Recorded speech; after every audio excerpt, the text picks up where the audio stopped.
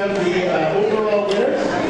We're in very impressive races. The overall winners have got a trophy, fine-looking trophy with a turkey on the top, and a bag full of everything that you would need for a Thanksgiving dinner. Everything. Turkey, potatoes, onions, gravy, beans, you name it, you have it. All right?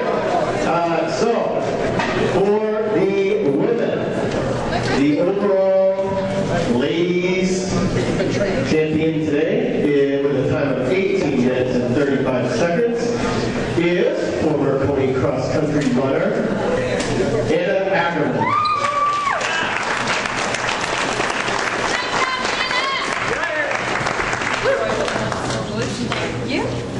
There you go. Hold on. Really good.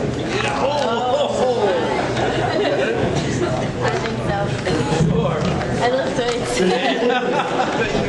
Okay, and the winner for the men, very impressive time today, 15 minutes, 54 seconds, is Jeff Jones.